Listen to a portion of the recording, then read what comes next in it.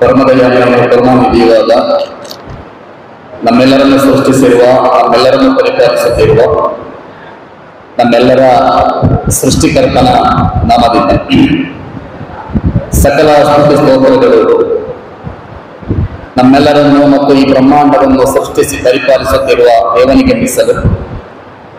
ಅವನ ಅನುಗ್ರಹಗಳು ಜಗತ್ತಿನಲ್ಲಿ ಒಳಿತಿನ ಸಂಸ್ಥಾಪನೆ ಮತ್ತು ಕೆಡುಕಿನ ನಿರ್ಮೂಲನಕ್ಕಾಗಿ ಆಗಮಿಸಿದ ಎಲ್ಲ ಪ್ರವಾದಿಗಳ ಮೇಲೆ, ಮಹಾಪುರುಷರ ಮೇಲೆ, ಸಜ್ಜನರ ಮೇಲೆ ಸದಾ ಹರ್ಷಿಸುತ್ತಿದೆ.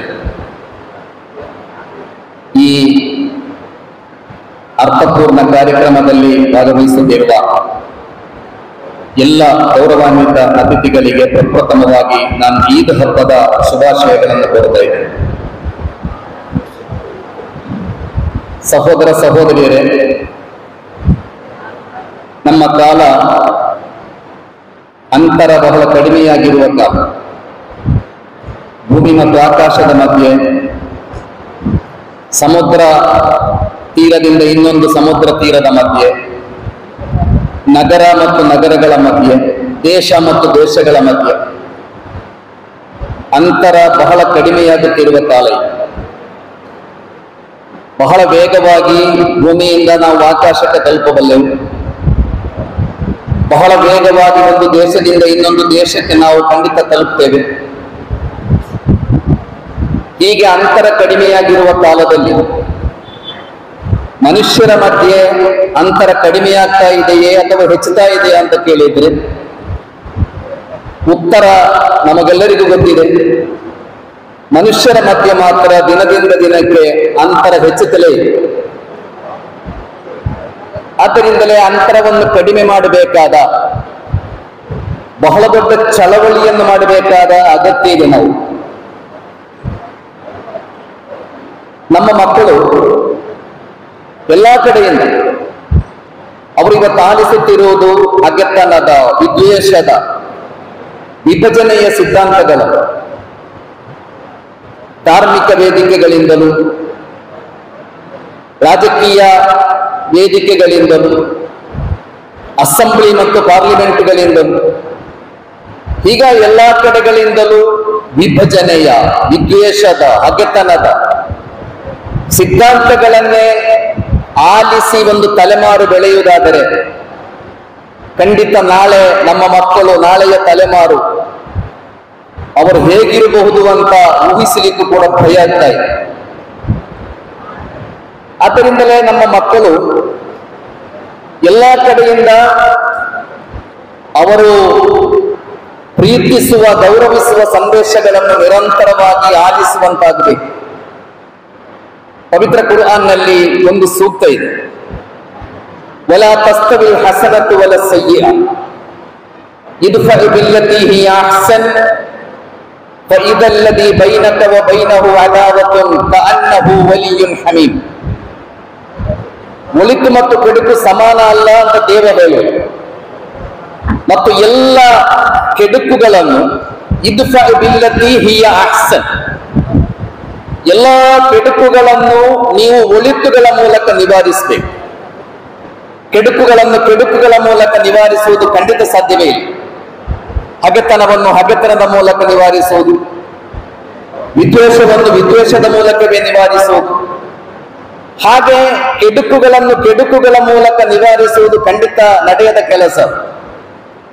ಎಲ್ಲ ಕೆಡುಕುಗಳನ್ನು ನೀವು ಒಳಿತುಗಳ ಮೂಲಕ ನಿವಾರಿಸಬೇಕು ಅಂತ ದೇವ ಹೇಳಿ.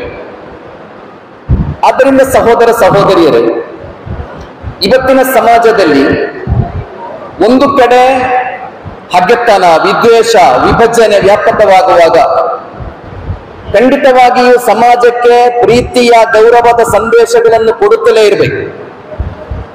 ಮತ್ತು ಈ ಸಂದೇಶಗಳನ್ನು ಬಹಳ ಜೋರಾಗಿ ಹೇಳಬೇಕು.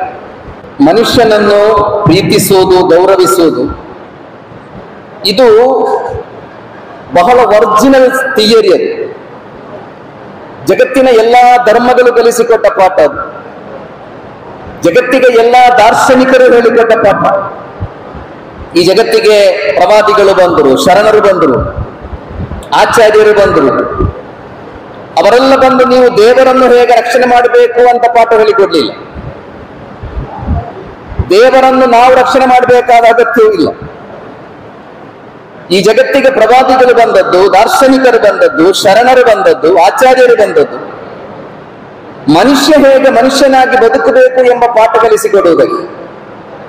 ಮನುಷ್ಯ ಈ ಜಗತ್ತಿನಲ್ಲಿ ಹೇಗೆ ಮನುಷ್ಯನಾಗಿ ಬದುಕಬೇಕು, ವ್ಯಾಲ್ಯೂಸ್ಗಳೊಂದಿಗೆ, ಮನುಷ್ಯತ್ವದೊಂದಿಗೆ. ಆದ್ದರಿಂದ ಮನುಷ್ಯನಾಗಿ ಬದುಕುವುದು, ಪ್ರೀತಿಯಿಂದ ಬದುಕುವುದು, ಗೌರವದಿಂದ ಬದುಕುವುದು, ಅದು ಜಗತ್ತಿಗೆ ಎಲ್ಲಾ ಧರ್ಮಗಳು ಕಲಿಸಿಕೊಟ್ಟ ಪಾಠ. ನಮ್ಮ ಸಂವಿಧಾನವು ಅದನ್ನು ಹೇಳಿಕೊಟ್ಟಿದೆ. ಆದ್ದರಿಂದಲೇ ಸಮಾಜದಲ್ಲಿ ಪ್ರೀತಿಸುವ, ಗೌರವಿಸುವ ಸಂದೇಶಗಳನ್ನು ನಾವು ಜೋರಾಗಿ ಹೇಳಬೇಕು, ಬಹಳ ಗಟ್ಟಿಯಾಗಿ ಹೇಳಬೇಕು. ಇವತ್ತು ಏನಾಗ್ತಾ ಇದೆ ಅಂದ್ರೆ, ಈ ಪ್ರೀತಿಯ ಬಗ್ಗೆ ಹೇಳುವುದೆಲ್ಲ ಬಹಳ ಕಡಿಮೆ ಆಗ್ತಾ ಇದೆ, ಬಹಳ ಮೆಲ್ಲಗೆ ಹೇಳ್ತಾ ಇದ್ದಾರೆ. ಯಾರು ಹೇಟ್ ಸ್ಪೀಚ್ ಮಾಡ್ತಾರೆ ಅವರ ಶಬ್ದ ಸ್ವಲ್ಪ ಜೋರಾಗಿ ಕೇಳಿಸ್ತಾ ಇದೆ. ಮಾದರಿ ಕೃತಕವಾದದ್ದು ಜೋರಾಗುವುದು ಮತ್ತು ಯಾವುದು ಒರಿಜಿನಲ್ ಇದೆ ಅದು ಅದರ ಶಬ್ದ ಕಡಿಮೆಯಾಗುವುದು ಒಂದು ಸಮಾಜ ರೋಗಗ್ರಸ್ತ ಸಮಾಜ ಆಗುವುದರ ಲಕ್ಷಣ ಅದು. ಆದ್ದರಿಂದಲೇ ಈ ಸಮಾಜದಲ್ಲಿ ನಿರಂತರವಾಗಿ ನಮ್ಮ ಮಕ್ಕಳು ಎಲ್ಲಾ ಕಡೆಗಳಿಂದ ಪ್ರೀತಿಸುವ, ಗೌರವಿಸುವ ಸಂದೇಶಗಳನ್ನು ಆಲಿಸ್ತಲೇ ಇರಬೇಕು. ಆ ಅನುಭವಗಳನ್ನು ಒಂದು ತಲೆಮಾರಿಗೆ ವರ್ಗಾಯಿಸಬೇಕು ನಾವು. ನಮ್ಮ ದೇಶದಲ್ಲಿ ಒಬ್ಬ ಕ್ರಿಮಿನಲ್ಗೆ ಗಲ್ಲು ಶಿಕ್ಷೆ ವಿಧಿಸಲಾಗಿತ್ತು, ನಡೆದ ಘಟನೆ. ಆ ಘಟನೆಯ ಹಿನ್ನೆಲೆಯಲ್ಲಿ ಕನ್ನಡದಲ್ಲಿ ಒಂದು ಫಿಲ್ಮು ಕೂಡ ಬಂದಿತ್ತು. ಗಲ್ಲು ಶಿಕ್ಷೆ ವಿಧಿಸಲಾಯಿತು ಒಬ್ಬ ಕ್ರಿಮಿನಲ್ಗೆ. ಗಲ್ಲಿಗೆ ಕೊಡುವುದಕ್ಕಿಂತ ಒಂದು ದಿವಸ ಮುಂಚೆ ನಿನ್ನ ಕೊನೆಯ ಆಸೆ ಏನು ಅಂತ ಕೇಳಲಾಗುತ್ತದೆ ಜೈಲಿನಲ್ಲಿ. ಅವನೊಂದಿಗೆ ಕೇಳಲಾಯಿತು ನಿನ್ನ ಕೊನೆಯ ಆಸೆ ಏನು ಅಂತ. ಅವ ಹೇಳಿದ, ನನ್ನ ಅಮ್ಮನನ್ನು ಭೇಟಿಯಾಗಬೇಕು ಅಂತ. ನಾಳೆ ಗಲ್ಲಿಗೆ ಇರುವ ಮಗ ಮತ್ತು ಜನ್ಮ ನೀಡಿ ಬೆಳೆಸಿದ ಅಮ್ಮನ ಮಧ್ಯೆ ನಡೆಯುವ ಭೇಟಿ ಅದೆಷ್ಟು ಭಾವನಾತ್ಮಕವಾದದ್ದು ಎಂಬುದನ್ನು ವಿವರಿಸಲಿಕ್ಕೆ ಜಗತ್ತಿನ ಯಾವ ಭಾಷೆಗಳಲ್ಲೂ ಶಬ್ದ ಇರ್ಲಿಕ್ಕೆ ಸಾಧ್ಯ ಇಲ್ಲ. ಆದ್ದರಿಂದ ಒಂದು ರೂಮಿನಲ್ಲಿ ಅವರನ್ನು ಭೇಟಿ ಮಾಡುವ ಅವಕಾಶ ಮಾಡಿಕೊಡಲಾಯಿತು. ಜೈಲಧಿಕಾರಿಗಳೆಲ್ಲ ತಮ್ಮ ಪಾಡಿಗೆ ಅವರಿದ್ದಾರೆ, ಯಾಕೆಂದರೆ ಅಮ್ಮ ಮತ್ತು ಮಗನ ಮಧ್ಯೆ ನಡೆಯುವ ಭೇಟಿ. ಸ್ವಲ್ಪ ಹೊತ್ತಿನಲ್ಲಿ ಆ ರೂಮಿನಿಂದ ಚೀರಾಟ ಕೇಳಿಸ್ತಾ ಇದೆ, ಅಟ್ಟಹಾಸ ಕೇಳಿಸ್ತಾ ಇದೆ, ಆರ್ಭಟ ಕೇಳಿಸ್ತಾ ಇದೆ. ಪೊಲೀಸರು ಹೋಗಿ ನೋಡುವಾಗ ಈ ಮಗ ಅಮ್ಮನ ಮೇಲೆ ಅಟ್ಯಾಕ್ ಮಾಡಿ ಅವಳ ಮೇಲೆ ದಾಳಿ ಮಾಡಿ ಅವಳ ಕಿವಿಯನ್ನು ಕಚ್ಚಿ ಅವಳ ಕಿವಿಯಿಂದ ರಕ್ತ ಧಾರಾಕಾರವಾಗಿ ಹರಿಯುತ್ತಾ ಇದೆ. ಪೊಲೀಸರು ಹೋಗಿ ಕಷ್ಟಪಟ್ಟು ಬಿಡಿಸಿ ಹೇಳಿದಾಗ ಆ ಮಗ ಹೇಳಿದ, ನಾನು ಗಲ್ಲಿಗೆ ಇರಲಿಕ್ಕೆ ಕಾರಣ ನನ್ನ ಈ ಅಮ್ಮ ಅಂತ ಹೇಳಿದ. ನನ್ನ ಈ ಅಮ್ಮ ಸಣ್ಣ ಪ್ರಾಯದಲ್ಲಿ ಸಣ್ಣ ಸಣ್ಣ ಕಳ್ಳತನ ಮಾಡಿದ್ದೆ, ಮಗನೇ ಇದು ತಪ್ಪು ಅಂತ ಹೇಳಿರ್ಲಿಲ್ಲ ನನ್ನ ಅಮ್ಮ. ಸಣ್ಣ ಪ್ರಾಯದಲ್ಲಿ ಸಣ್ಣ ಸಣ್ಣ ಗೂಂಡಾಗಿರಿ ಎಲ್ಲ ಮಾಡಿದೆ, ಮಗನೇ ಅದು ತಪ್ಪು ಅಂತ ಬುದ್ಧಿವಾದ ಹೇಳಿಲ್ಲ ನನ್ನ ಅಮ್ಮ. ಹಾಗೆ ಸಣ್ಣ ಸಣ್ಣ ಕಳ್ಳತನ ಮಾಡಿ, ಸಣ್ಣ ಸಣ್ಣ ಗೂಂಡಾಗಿರಿ ಮಾಡಿ, ದೊಡ್ಡ ದೊಡ್ಡ ಕಳ್ಳತನ ಮಾಡಿದೆ, ದರೋಡೆಕೋರ ಆದೆ, ಕೊಲೆಗಾರ ಆದೆ. ಇವತ್ತು ನಾನು ನಾಳೆ ಗಲ್ಲಿಗೇರಲಿರುವ ಒಬ್ಬ ಅಪರಾಧಿ. ನನ್ನನ್ನು ಗಲ್ಲಿಗೇರುವಂತೆ ಮಾಡಿದ್ದು ಈ ಅಮ್ಮ ಅಂತ ಹೇಳಿದ ಆ ಮಗ. ಅಂದ್ರೆ ನಾನು ಹೇಳುತ್ತಿರುವುದು, ನಾವು ಸಮಾಜಕ್ಕೆ ಒಳ್ಳೆಯ ಸಂದೇಶವನ್ನು ಕೊಡುವುದಿಲ್ಲ ಎಂದಾದರೆ, ಜನರನ್ನು ಪ್ರೀತಿಸುವ, ಬೆರೆತು ಬದುಕುವ, ಜನರನ್ನು ಪರಸ್ಪರ ಗೌರವಿಸುವ ಒಳ್ಳೆಯ ಅನುಭವಗಳನ್ನು ನಾವು ಸಮಾಜಕ್ಕೆ ಕೊಡುವುದಿಲ್ಲ ಎಂದಾದರೆ, ನಾಳೆಯ ತಲೆಮಾರು ಖಂಡಿತ ನಮ್ಮನ್ನು ಕ್ಷಮಿಸುವುದಿಲ್ಲ, ಖಂಡಿತ ಕ್ಷಮಿಸಲಿಕ್ಕೆ ಸಾಧ್ಯವೇ ಇಲ್ಲ. ಆದ್ದರಿಂದ ಈದ್ ಮಿಲನ್ ಯಾಕೆ ಅಂತ ಕೇಳಿದ್ರೆ, ಇಂತಹ ಜನರನ್ನು ಪ್ರೀತಿಸುವ, ಜನರು ಪರಸ್ಪರ ಬೆರೆಯುವ, ಜನರು ಪರಸ್ಪರ ಗೌರವದಿಂದ ಕಾಣುವ ಈ ಸಂದೇಶಗಳನ್ನು ಬಹಳ ಜೋರಾಗಿ ಹೇಳಬೇಕು ಸಮಾಜದಲ್ಲಿ. ಪ್ರೀತಿ, ಭ್ರಾತೃತ್ವ, ಸಹೋದರತೆ, ಗೌರವ ಇದೆಲ್ಲ ಹೆಚ್ಚಾದರೆ ಹಗತನ, ವಿದ್ವೇಷ ತನ್ನಷ್ಟೇ ಕಲಿದು ಹೋಗುತ್ತದೆ. ಹಾಗಲ್ವ? ಬೆಳಕು ಎಂಬುದು ಒರಿಜಿನಲ್. ಎಲ್ಲಿ ಕತ್ತಲಿದೆಯೋ ಅಲ್ಲಿಗೆ ನೀವು ಬೆಳಕಿಕೊಂಡು ಹೋಗಬಹುದು, ಎಲ್ಲಿ ಬೆಳಕಿದೆಯೋ ಅಲ್ಲಿಗೆ ಕತ್ತಲಿಕೊಂಡು ಹೋಗಲಿಕ್ಕೆ ಸಾಧ್ಯವೇ ಇಲ್ಲ. ಎಲ್ಲಿ ಕತ್ತಲಿದೆ ಅಲ್ಲಿಗೆ ನೀವು ಬೆಳಕಿಕೊಂಡು ಹೋಗಲಿಕ್ಕೆ ಆಗ್ತದೆ, ಎಲ್ಲಿ ಬೆಳಕಿದೆ ಅಲ್ಲಿಗೆ ಕತ್ತಲಿಕೊಂಡು ಹೋಗಲಿಕ್ಕೆ ಆಗುವುದಿಲ್ಲ. ಯಾಕಂದ್ರೆ ಕತ್ತಲು ಒರಿಜಿನಲ್ ಅಲ್ಲ, ಬೆಳಕು ಎಂಬುದು ಒರಿಜಿನಲ್. ಸತ್ಯ ಯಾವಾಗಲೂ ಒರಿಜಿನಲ್. ಸತ್ಯ ಬಂದಾಗ ಸುಳ್ಳು ಅಳಿದು ಹೋಗುತ್ತದೆ. Love is natural. ಪ್ರೀತಿ ಎಂಬುದು ಬಹಳ ನೈಸರ್ಗಿಕವಾದದ್ದು. ಮನುಷ್ಯನನ್ನು ಗೌರವಿಸುವುದು ಬಹಳ ನೈಸರ್ಗಿಕವಾದದ್ದು. ಆದ್ದರಿಂದ ಈ ನೈಸರ್ಗಿಕವಾದ ಗುಣಗಳನ್ನು ಸಮಾಜಕ್ಕೆ ನಾವು ಮತ್ತೆ ಮತ್ತೆ ನೆನಪಿಸ್ತಾ ಇರಬೇಕು. ಸಮಾಜದಲ್ಲಿ ಎಲ್ಲಾ ಕಡೆಗಳಿಂದಲೂ ಈ ಸಂದೇಶಗಳನ್ನು, ಈ ವ್ಯಾಲ್ಯೂಸ್ಗಳನ್ನು ನಿರಂತರವಾಗಿ ಗಟ್ಟಿಯಾಗಿ ಯಾವುದೇ ಭಯ ಇಲ್ಲದೆ, ಇವತ್ತು ಪ್ರೀತಿಯ ಬಗ್ಗೆ ಮಾತಾಡುವಾಗ ಭಯ ಪಡಬೇಕಾದ ಸಂದರ್ಭ ಬರ್ತಾ ಇದೆ. ನಮಗೆಲ್ಲ ಗೊತ್ತಿದ್ದ ಹಬ್ಬಗಳೆಂದರೆ ಜಗತ್ತಿನ ಎಲ್ಲಾ ದೇಶಗಳಲ್ಲೂ ಎಲ್ಲರ ಹಬ್ಬಗಳಲ್ಲಿ ಎಲ್ಲರೂ ಸಂಭ್ರಮಿಸ್ತಾರೆ, ಎಲ್ಲರೂ ಸಂತೋಷ ಪಡುತ್ತಾರೆ. ನಮ್ಮ ಪರಂಪರೆ ಕೂಡ ಅದುವೆ. ಎಲ್ಲರ ಹಬ್ಬಗಳಲ್ಲಿ ಎಲ್ಲರೂ ಸಂತೋಷ ಪಡುವುದು. ಆದರೆ ದುರದೃಷ್ಟವಶಾತ್ ಇತ್ತೀಚೆಗೆ ಒಂದು ಧರ್ಮದ ಹಬ್ಬ ಆಚರಿಸಲ್ಪಡುವಾಗ ಇನ್ನೊಂದು ಧರ್ಮದವರು ಭಯದಿಂದ ಕಂಪಿಸುವ, ಒಂದು ಧರ್ಮದ ಹಬ್ಬ ಆಚರಿಸಲ್ಪಡುವಾಗ ಇನ್ನೊಂದು ಧರ್ಮದವರು ಮನೆಯ ಒಳಗೆ ಕುಳಿತುಕೊಳ್ಳಬೇಕಾದ ಪರಿಸ್ಥಿತಿ ಎಲ್ಲ ಬರುವುದಾದರೆ ನಾವು ಅರ್ಥ ಮಾಡಬೇಕು ಯಾವ ಕಡೆಗೆ ನಾವು ಸಾಗುತ್ತಾ ಇದ್ದೇವೆ. ಇವತ್ತು ನಮ್ಮ ಹಬ್ಬ ಇದೆ, ಆದ್ದರಿಂದ ನೀವು ಮನೆಯಿಂದ ಹೊರಗೆ ಬರಬೇಡಿ ಎಂದು ಅಧಿಕೃತವಾದ ಆದೇಶ ಬರುವುದಾದರೆ ಎಂತಹ ಒಂದು ಭಯಾನಕ ಸ್ಥಿತಿಯಲ್ಲಿ ನಾವು ಬದುಕುತ್ತಾ ಇದ್ದೇವೆ ಅಂತ ಅರ್ಥ ಮಾಡಬೇಕು. ಆದ್ದರಿಂದಲೇ ಈ ಸಮಾಜದಲ್ಲಿ ನಿರಂತರವಾಗಿ ಬೆರೆಯುವ, ನಿರಂತರವಾಗಿ ಜೊತೆ ಸೇರುವ, ನಿರಂತರವಾಗಿ ನಮ್ಮ ಅನುಭವಗಳನ್ನು ಹಂಚಿಕೊಳ್ಳುವ ದೊಡ್ಡ ದೊಡ್ಡ ಕೆಲಸಗಳು ನಡೀತಾ ಇರಬೇಕು. ಅದನ್ನು ನಮ್ಮ ಮಕ್ಕಳು ನಿರಂತರವಾಗಿ ನೋಡ್ತಲೂ ಇರಬೇಕು. ಹಾಗಾದ್ರೆ ಮಾತ್ರ ನಾಳೆಯ ಮಕ್ಕಳು ಅವರು ಒಳ್ಳೆಯ ಮಕ್ಕಳಾಗ್ತಾರೆ. ಇದು ಒಂದು ಈದ್ ಮಿಲನ್ ಕಾರ್ಯಕ್ರಮ. ಮುಸ್ಲಿಮರು 30 ದಿನಗಳ ಕಾಲ ಬಹಳ ನಿಷ್ಠೆಯಿಂದ ಉಪವಾಸ ವ್ರತ ಆಚರಿಸಿ ಅವರು ಈದ್ ಹಬ್ಬ ಆಚರಿಸ್ತಾರೆ. ಉಪವಾಸ ಎಂಬುದು ಒಂದು ಕಠಿಣವಾದ ತರಬೇತಿಯದು. ತಮ್ಮನ್ನು ತಾವು ನಿಯಂತ್ರಿಸುವಂತಹ ತರಬೇತಿ, ಬಹಳ ಕಷ್ಟದ ಕೆಲಸ ಅದು. ಮಹಾತ್ಮ ಗಾಂಧೀಜಿ ಹೇಳಿದ್ರು, ನನಗೆ 3 ಶತ್ರುಗಳಿದ್ದಾರೆ ಅಂತ.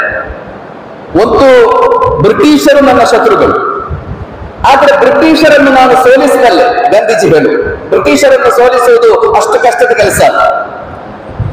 ನನ್ನ 2ನೆಯ ಶತ್ರುಗಳು ಬ್ರಿಟಿಷರನ್ನು ಬೆಂಬಲಿಸುತ್ತಿರುವ ಭಾರತೀಯರು. ಅವರನ್ನು ಸೋಲಿಸುವುದು ಸ್ವಲ್ಪ ಕಷ್ಟ. ಬ್ರಿಟಿಷರನ್ನು ಸೋಲಿಸಿ ಅಷ್ಟು ಸುಲಭ ಅಲ್ಲ. ಬ್ರಿಟಿಷರನ್ನು ಬೆಂಬಲಿಸುತ್ತಿರುವ ಭಾರತೀಯರನ್ನು ಸೋಲಿಸುವುದು ಸ್ವಲ್ಪ ಕಷ್ಟ. ನನ್ನ 3ನೆಯ ಶತ್ರು ಗಾಂಧೀಜಿ ಹೇಳುವುದು ಮೋಹನ್ ದಾಸ್ ಕರಮಚಂದ್ ಗಾಂಧೀಜಿ ಅಂತ ಅವರು ಹೇಳಿದರು. ಅಂದ್ರೆ ನಾನೇ ನನ್ನ ಶತ್ರು ಮತ್ತು ಆ ಶತ್ರುವನ್ನು ಸೋಲಿಸುವುದು ಅತ್ಯಂತ ಕಷ್ಟದ ಕೆಲಸ. ನಮ್ಮನ್ನು ನಾವು ನಿಯಂತ್ರಿಸುವುದಷ್ಟು ಸುಲಭದ ಕೆಲಸ ಅಲ್ಲ. ಮತ್ತು ಜಗತ್ತಿನಲ್ಲಿ ಎಲ್ಲಾ ಅನಾಹುತಗಳಿಗೆ ಕಾರಣ ನಮ್ಮನ್ನು ನಮಗೆ ನಿಯಂತ್ರಿಸಲು ಸಾಧ್ಯವಾಗದೇ ಇರುವುದು. ಎಲ್ಲಾ ರಕ್ತಪಾತ, ಎಲ್ಲಾ ಅನ್ಯಾಯ, ಎಲ್ಲಾ ಭ್ರಷ್ಟಾಚಾರ, ಎಲ್ಲಾ ಕೆಡುಕುಗಳು, ಮನುಷ್ಯನಿಗೆ ತನ್ನನ್ನು ತಾನು ನಿಯಂತ್ರಿಸುವಲ್ಲಿ ಸೋತು ಹೋಗುವುದೇ ಎಲ್ಲಾ ದುರಂತಗಳಿಗೆ ಕಾರಣ. ಮತ್ತು ಜಗತ್ತಿನಲ್ಲಿ ಯಾರೆಲ್ಲ ದಾರ್ಶನಿಕರಿದ್ದಾರೆ, ಜಗತ್ತಿನಲ್ಲಿ ಯಾರೆಲ್ಲ ಆಚಾರ್ಯರಿದ್ದಾರೆ, ಈ ಜಗತ್ತು ಗೌರವದಿಂದ ಸ್ಮರಿಸುವ ವ್ಯಕ್ತಿಗಳು ಯಾರೆಲ್ಲ ಇದ್ದಾರೆ, ಅವರ ಅತ್ಯಂತ ದೊಡ್ಡ ಕ್ವಾಲಿಟಿ ಏನೆಂದರೆ ಅವರು ತಮ್ಮನ್ನು ತಾವು ನಿಯಂತ್ರಿಸಿದವರು, ತಮ್ಮ ಮೇಲೆ ಹತೋಟಿ ಇದ್ದವರು, ತಮ್ಮ ಇಚ್ಛೆಗಳಿಗೆ ಕಡಿವಾಣ ಹಾಕುವ ಸಾಮರ್ಥ್ಯ ಇದ್ದವರು. ಅವರು ಮಾತ್ರ ದಾರ್ಶನಿಕರಾಗ್ತಾರೆ, ಅವರು ಮಾತ್ರ ಸಜ್ಜನರಾಗ್ತಾರೆ, ಅವರನ್ನು ಮಾತ್ರ ಜಗತ್ತು ಎಲ್ಲ ಕಾಲದಲ್ಲೂ ಗೌರವದಿಂದ ಸ್ಮರಿಸ್ತದೆ. ಉಪವಾಸದ ಮೂಲಕ, 30 ದಿನಗಳ ಉಪವಾಸದ ಮೂಲಕ ನಿಮ್ಮನ್ನು ನೀವು ನಿಯಂತ್ರಿಸಬೇಕು ಎಂಬ ಪಾಠ ಹೇಳಿಕೊಡಲಾಗಿದೆ. ನಿಮ್ಮನ್ನು ನೀವು ನಿಯಂತ್ರಿಸು, ನಮ್ಮ ಇಚ್ಛೆಗಳಿಗೆ ಕಡಿವಾಣ ಹಾಕುವುದು, ನಮ್ಮ ಮೋಹಗಳನ್ನು ನಿಯಂತ್ರಿಸುವುದು. ಹಾಗೆ ಮೋಹಗಳನ್ನು ನಿಯಂತ್ರಿಸಿ ಇಚ್ಛೆಗಳಿಗೆ ಕಡಿವಾಣ ಹಾಕಿ ನೀವು ಒಳ್ಳೆಯ ಮನುಷ್ಯರಾಗಬೇಕು ಎಂಬುದು ರಂಜಾನ್ ತಿಂಗಳ ಒಟ್ಟು ಸಂದೇಶ, ಒಟ್ಟು ಸಾರಾಂಶ ರಂಜಾನ್. ಹಾಗೆ ಆ ನಿಯಂತ್ರಣದ ಪಾಠವನ್ನು ಕಲಿತು ಆ ಇಚ್ಛೆಗಳ, ಮೋಹಗಳ ಕಡಿವಾಣದ ಆ ಪಾಠವನ್ನು, ಆ ತರಬೇತಿಯನ್ನು ಪಡೆದು ಅವರು ಸಂತೋಷ ಮತ್ತು ಸಂಭ್ರಮದಿಂದ ಈದ್ ಹಬ್ಬವನ್ನು ಆಚರಿಸ್ತಾರೆ. ಆದ್ದರಿಂದಲೇ ಈದ್ ಹಬ್ಬ ಎಂಬುದು ಬಹಳ ಸ್ವಚ್ಛವಾದ, ಮನಸ್ಸಿನ ಮೇಲೆ ಹತೋಟಿ ಸಾಧಿಸಿರುವ ಮತ್ತು ಎಲ್ಲ ಮನುಷ್ಯರನ್ನು ಮನುಷ್ಯರನ್ನಾಗಿ ಕಾಣುವ, ಒಂದು ದೊಡ್ಡ ಸಂದೇಶವಾಗಿದೆ ಈ ದಿನ ಸಂದೇಶ. ಆದ್ದರಿಂದ ಸಹೋದರ ಸಹೋದರಿ, ನಾನು ಹೆಚ್ಚು ಮಾತಾಡಲಿಕ್ಕೆ ಬಯಸ್ತಾ ಇಲ್ಲ. ಒಟ್ಟಿನಲ್ಲಿ ಇಂತಹ ಕಾರ್ಯಕ್ರಮಗಳ ಮೂಲಕ ಈಗ ಸೌಹಾರ್ದ ಮಾತ್ರ ಅಲ್ಲ, ಎಲ್ಲಾ ಸೌಹಾರ್ದ ಕಾರ್ಯಕ್ರಮಗಳು, ಅದು ದೀಪಾವಳಿ ಇರಲಿ, ಕ್ರಿಸ್ಮಸ್ ಕಾರ್ಯಕ್ರಮಗಳಿರಲಿ, ಯಾವುದೇ ಸೌಹಾರ್ದ ಕೂಟಗಳಿರಲಿ, ನಿರಂತರವಾಗಿ ಇಂತಹ ಕಾರ್ಯಕ್ರಮಗಳ ಮೂಲಕ ಸಮಾಜಕ್ಕೆ ಪ್ರೀತಿಸುವ, ಗೌರವಿಸುವ ಆ ಮನುಷ್ಯತ್ವದ ಸಂದೇಶಗಳನ್ನು ನಿರಂತರವಾಗಿ ನಾವು ಗಟ್ಟಿಯಾಗಿ ಮತ್ತು ಜೋರಾಗಿ, ಯಾರನ್ನು ಭಯಪಡಬೇಕಾದ ವಿಷಯ ಅಲ್ಲಲ್ಲ. ಮನುಷ್ಯರನ್ನು ಪ್ರೀತಿಸಬೇಕು ಅಂತ ಹೇಳಿದಕ್ಕೆ ಭಯ ಯಾಕೆ? ಗೌರವಿಸಬೇಕು ಅಂತ ಹೇಳಿದಕ್ಕೆ ಭಯ ಯಾಕೆ? ಎಲ್ಲಾ ಧರ್ಮಗಳನ್ನು ಕಲಿಸಿಕೊಟ್ಟಿರುವುದು, ಎಲ್ಲಾ ದಾರ್ಶನಿಕರು ಅದೇ ಹೇಳಿರುವುದು, ನಿಮಗೆ ಸಂವಿಧಾನವು ನಿಮಗೆ ಅದೇ ಕಲಿಸಿಕೊಟ್ಟಿರುವುದು, ಅದು ಏನಕ್ಕೆ ಭಯಪಡುವುದೆಂದರೆ ಏನದು? ಆದ್ದರಿಂದ ಸಹೋದರರೇ, ಇಂತಹ ಕಾರ್ಯಕ್ರಮಗಳು ಸಾವಿರಾರು ನಡೀಬೇಕು ಸಮಾಜದಲ್ಲಿ. ಹಾಗೆ ಎಲ್ಲಾ ಕಡೆಯಿಂದ ನಮ್ಮ ಮಕ್ಕಳು ಒಳ್ಳೆಯದನ್ನ ಆಲಿಸ್ತಾ ಇರಬೇಕು, ಒಳ್ಳೆಯದನ್ನ ಕೇಳ್ತಾ ಇರಬೇಕು ನಮ್ಮ ಮಕ್ಕಳು. ಹಾಗೆ ಒಳ್ಳೆಯದನ್ನ ಆಲಿಸುವ, ಒಳ್ಳೆಯದನ್ನ ನೋಡುವ ಮಕ್ಕಳು ಮಾತ್ರ ನಾಳೆ ಅವರು ಒಳ್ಳೆಯ ಮಕ್ಕಳಾಗಿ ಬೆಳೀಲಿಕ್ಕೆ ಸಾಧ್ಯ. ಅಂತಹ ಒಂದು ಕ್ರಮಕ್ಕೆ, ಅಂತಹ ಒಂದು ಭವಿಷ್ಯಕ್ಕೆ ಈ ಕಾರ್ಯಕ್ರಮ ಪ್ರೇರಣೆಯಾಗಲಿ ಅಂತ ಹಾರೈಸಿ ತಮಗೆಲ್ಲ ಕೃತಜ್ಞತೆಗಳನ್ನು ಹೇಳಿ ನನ್ನ ಮಾತನ್ನು ಮುಗಿಸ್ತಾ ಇದ್ದೇನೆ. ಅಸ್ಸಲಾಮು ಅಲೈಕುಂ. ನಿಮ್ಮೆಲ್ಲರ ಮೇಲೆ ದೇವರ ಶಾಂತಿ ಮತ್ತು ಕರುಣೆ.